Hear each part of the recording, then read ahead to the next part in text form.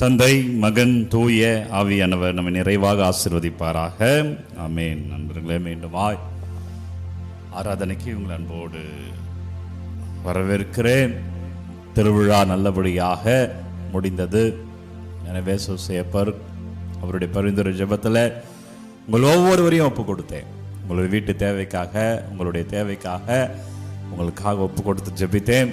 குறிப்பாய் நம்மளுடைய YouTube channel வழியாய் தினந்தோறும் ஜபிக்கிற ஒவ்வொரு பிள்ளைகளையுமே தேர் பவனியில் நடந்து சென்று கொண்டே இருக்கும் போது நான் ஜபித்து கொண்டே சென்றேன். அப்பொழுதும் அதே போல் திருவிழா திருப்பலியிலே உங்கள் ஒவ்வொருவருக்காகவும் ஒப்பு கொடுத்து ஜபித்தேன். சூசையப்பர் ஜபத்தை இறை அருளால் வாழ்வீர்கள். திருவிழா ஆசீர்வாதத்தை தருகிறேன். சிறப்பான ஆசீர்வாதமாக சூசையப்பர் திருவிழா 65வது ஆண்டு திருவிழா ஆசீர்வாதத்தை பெற்றுக்கொள்ளுங்கள். எல்லாம் வல்ல இறைவன் தந்தை, மகன், தூய ஆவியானவர் திருவிழாவின் ஆசீர்வாதத்தில் உங்கள் நிறைவாய் தொட்டு உங்களை பலப்படுத்தி உங்களை வழி நடத்துகிறார். ஆமென். எனவே திருவிழா நல்வாழ்த்துக்கள் நண்பர்களே. பிரியமான அன்பு இறைவர்களே, நாம் ஆண்டவருடைய பிள்ளைகள். சான்று தரம் பாருங்க. திருப்பாடல் 103 3வது வார்த்தை. 103 3வது வார்த்தை. அவர் உன் குற்றங்களை எல்லாம் மன்னிக்கிறார். அப்பா பிள்ளைகள் தவறு செய்யும்போது கண்டிப்பாங்க இல்லைங்களா? வீடுகளில், நம்ம வீட்டிலலாம் கண்டிப்பாங்க. அதே நேரத்தில் அதே அப்பா தான் சரிடா பரவாயில்ல வா போகலாம் அப்படின்னு சொல்லுவாங்க. ஏன் அப்பா அப்படி சொல்றாங்க? நம்ம வீட்டில் அவர் தான் நம்மளை திட்டுறாங்க, ஆனால் அவங்களே சரி பரவாயில்ல தம்பி பார்த்துக்கலாம் வா போகலாம் சொல்றாங்க. ஏன் அப்பாக்கள் அப்படி சொல்றாங்க என்றால், நான் அவருக்கு சொந்தம். என் அப்பா என்னதான் மன்னிப்பார். என் அப்பா என்னை எப்படி கண்டிக்கிறாரோ அதே போல என்னை மன்னிப்பார். என் அப்பா என்னை ஏற்றுக்கொள்வார். எனவே ஆண்டவருடைய பிள்ளைகள் நம்ம அவர்கிட்ட போனவர் மன்னிப்பார். அவர் உன் குற்றங்களை மன்னிக்கிறார். நண்பர்களே, பெரும்பாலும் நம்ம ஆசீர்வாதத்துக்கு தடை என்னன்னா நம்மளுடைய பாவங்கள் தான். நம்மளுடைய பாவங்கள் தான் நம்மளே நமக்கு வரவழைத்து கொண்ட கேடுகள் தான் காரணம். எனவே இறைவன் நம் குற்றங்களை அவர் மன்னிக்கிறார். உன் நோய்களை அவர் குணப்படுத்துகிறார். அது உடல் நோயா இருக்கலாம், மனநோயா இருக்கலாம், கஷ்டம் என்ற ஒரு நோயா இருக்கலாம், குடி போதைப் பொருளுக்கு அடிமை என்ற நோயா இருக்கலாம்.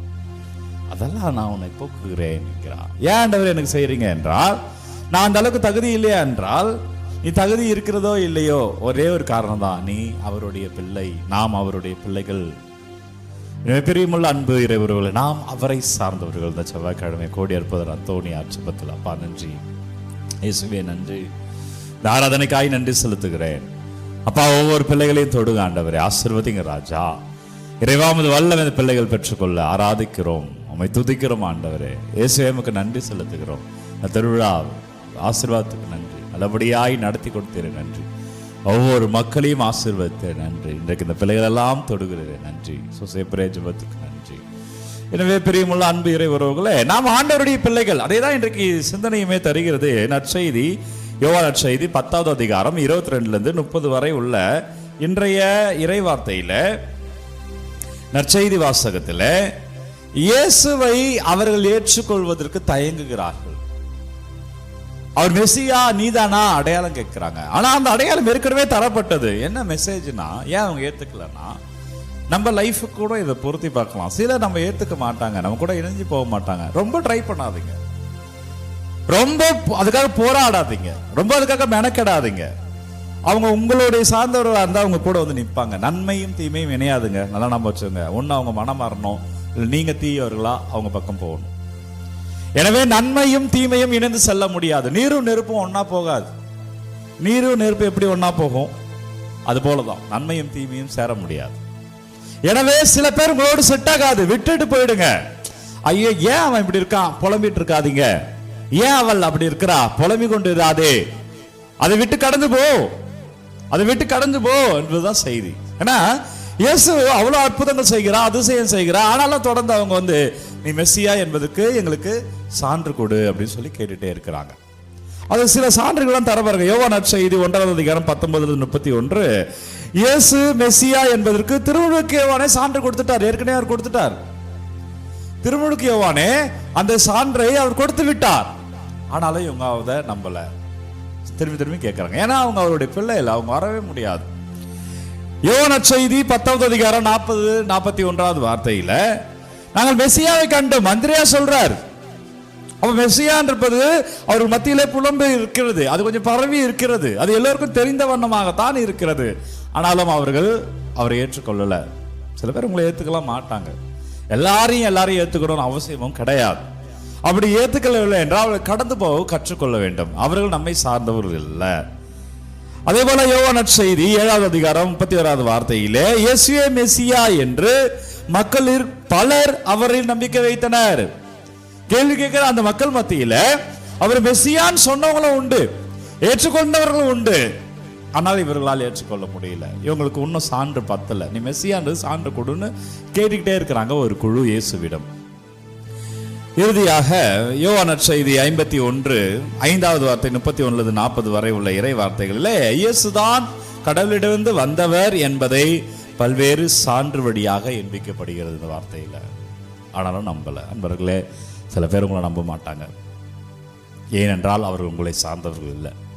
சில பேர் உங்களுக்கு எதிராகவே இருப்பாங்க. பாருங்க, எதிராகவே இருப்பாங்க. நீங்க நன்மை செய்தாலும் அவங்க எதிராகவே இருப்பாங்க. அவங்க உங்களை சார்ந்தவர்கள் அல்ல. எனவே இயேசுக்கே அப்படின்னா உங்களுக்கும் அப்படிதான் இருக்கும். நாங்கள் பங்கு குருக்கள் அல்வா, நாங்கள் பங்குல தானே பணி செய்கிறோம், எங்களே எல்லாரும் ஏற்றுக்க மாட்டாங்க. சிம்பிள் தான். அவங்க நம்மளை சார்ந்தவங்க இல்லை, அவங்க ஆண்டவரை சார்ந்து இல்லை அப்படின்னு சொல்லி கடந்து போயிடுவோம். நாங்கள் ஐயோ இவங்க இப்படி சொல்கிறாங்களே, அவங்க பேசுகிறாங்களே அப்படின்னு நாங்கள் கவலைப்பட்டுட்டு இருக்க மாட்டோம். ஒரு நாள் யோசிப்போம், அவ்வளோதான். பிரியமானவர்களே, நம்மை நேசிப்பவர்களுக்கு நேரம் கொடுக்கவே நமக்கு நேரம் இல்லை. நம்மளை அன்பு செய்கிறவருக்கு நேரம் கொடுக்கவே நமக்கு நேரம் இல்லை. நம்ம அதிகமாக விரும்புகிறவங்களுக்கு நேரம் கொடுக்கவே நமக்கு நேரம் இல்லை. இப்போ நம்ம வெறுக்கிறவங்க, நம்மளை பிடிக்காதவங்களை பற்றி ஏன் யோசிச்சு நேரத்தை வீணாக்கணும்? உன் நேரம் போன்றது. நல்லவர்களோடு பழகு. மீதி இவர்கள் முடிந்தால் ஆண்டவர் சித்தம் வைத்தால் வருவார்கள், இல்லை என்றால் அவர் பார்த்துக் கொள்வார். எனவே மகிழ்ச்சியா இருங்க. இதனால் ஆசீர்வாதம். நன்றி அப்பா. ஆண்டவரே நன்றி, வல்லவரே நன்றி, நல்லவரே நன்றி, இறைவா நன்றி, இயேசுவே நன்றி. இந்த ஆராதனைக்காய் நன்றி செலுத்துகிறேன். பிள்ளைகள் ஒவ்வொருவருடைய விண்ணப்பங்களை இயேசு உங்கள் பாதத்தில் வைக்கிறேன். நீங்க தொடுங்கப்பா. நீங்க வழி நடத்துங்க ராஜா.